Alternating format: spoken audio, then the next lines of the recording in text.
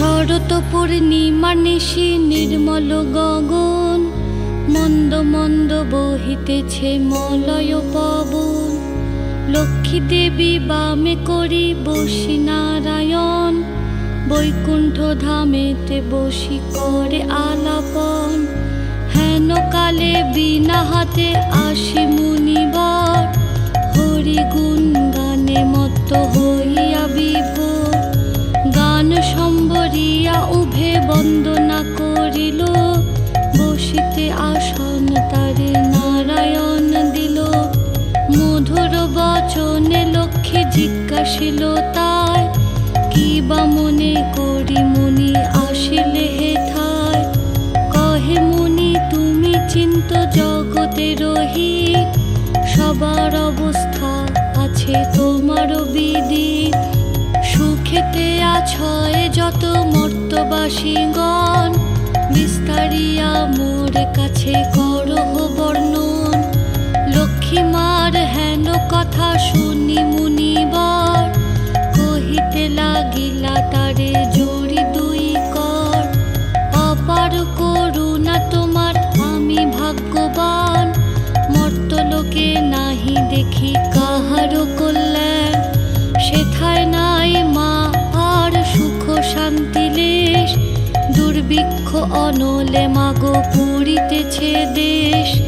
রোগ শোক নানা ব্যাধি কলিতে সবাই, ভুগিতেছে সকলেতে করে হায় হায়। অন্ন বস্ত্র অভাবেতে আত্মহত্যা করে, স্ত্রী পুত্র ত্যাজি সবাই যায় দেশান্তরে। স্ত্রী পুরুষ সবে করে ধর্ম পরিহার, সদা চুরি প্রবঞ্চনা মিথ্যা অনাচার। তুমি মাগো জগতেরও সর্বহিতকারী, সুখ শান্তি সম্পত্তির তুমি অধিকারী। স্থির হয়ে রহ যদি প্রতি ঘরে ঘরে, তবে কি জীবের এত দুঃখ হতে পারে। নারদের বাক্য শুনি লক্ষ্মী বিষাদিতা, কহিলেন মুনি প্রতি দোষ দাও বৃথা। নিজ কর্ম ফলে সবে করে দুঃখ ভোগ, অকারণে মোর প্রতি করো অনুযোগ। শুনো হে নারদ বলি যথার্থ তোমায়, মম অংশে জন্ম লয়ে নারী সমুদয়। তারা যদি নিজ ধর্ম রক্ষা নাহি করে, তবে কি অশান্তি হয় প্রতি ঘরে ঘরে।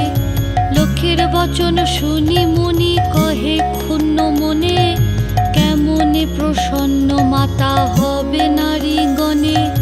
কিভাবেতে পাবে তারা তব পদ ছায়া, দয়াময়ী তুমি মাগো না করিলে দয়া।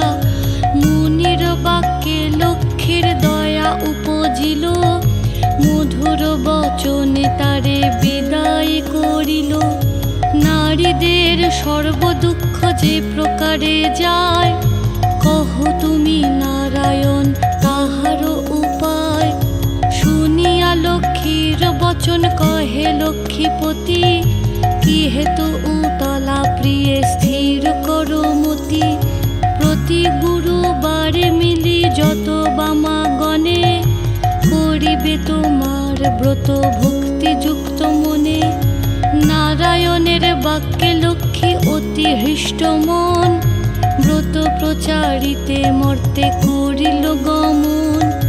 মর্তে আসি ছদ্মবেশে ভ্রমে নারায়ণী, দেখিলেন বন মধ্যে বৃদ্ধা বসিয়া আপনি।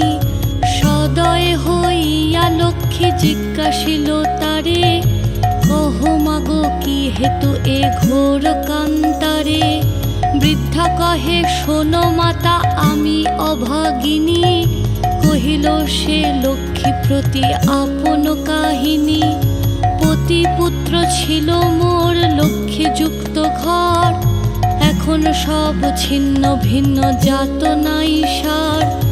যাতনা সহিতে নারী এসেছি কানন, ত্যাজিব জীবন আজি করেছি মনন। নারায়ণী বলে শুনো আমারও বচন, আত্মহত্যা মহাপাপ নরকে গমন।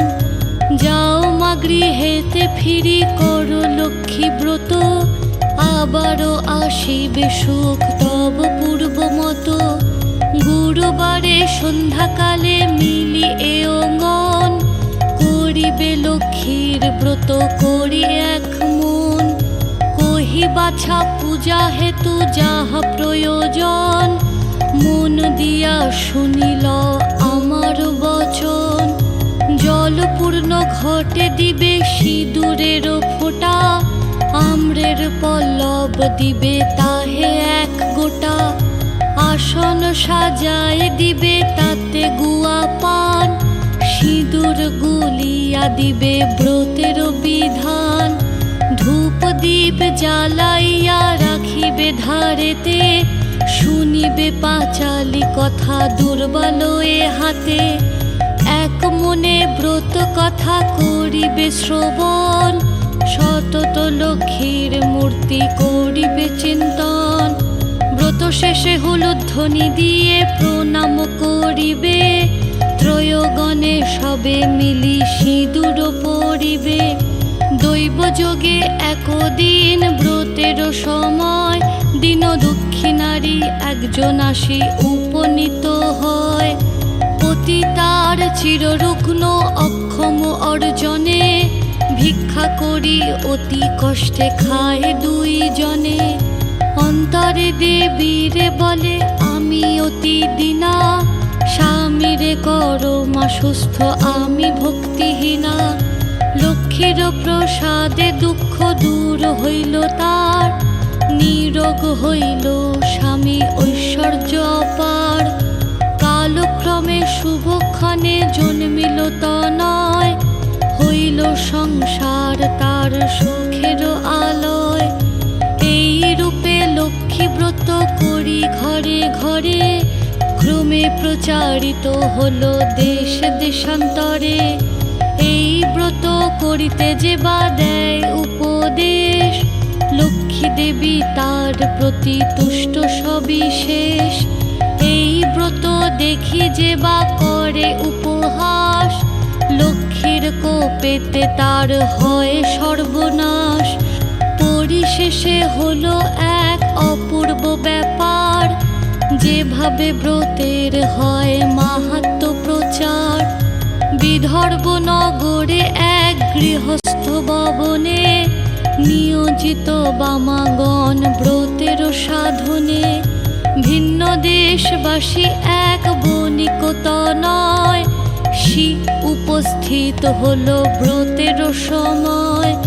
বহুল সম্পত্তি তার ভাই পাঁচজন, পরস্পর অনুগত ছিল সর্বক্ষণ।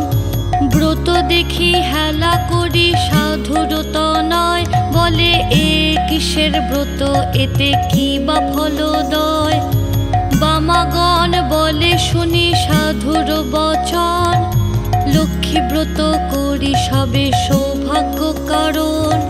সদাগর শুনি ইহা বলে অহংকারে, অভাবে থাকিলে তবে পুজিব উহারে। ধনজন সুখ ভোগ যা কিছু সম্ভব, সকল আমার আছে আর কি বা অভাব। কপালে না থাকে যদি লক্ষ্মী দিবে ধন, হেন বাক্য কভু আমি না করি শ্রবণ। ধন মদে মত্ত হয়ে লক্ষ্মী করি হেলা, নানা দ্রব্যে পূর্ণ তরি বাণিজ্যেতে গেলা। গর্বিত জনের লক্ষ্মী সইতে না পারে, সর্ব দুঃখের দুঃখী মাগো করেন তাহারে। বাড়ি গেল ঘর গেল ডুবিল পূর্ণ তরি, চলে গেল ভাতৃভাব হলো যে ভিখারি। কি দোষ পাইয়া বিধি করিলে এমন, অধম সন্তান আমি অতি অভাজন।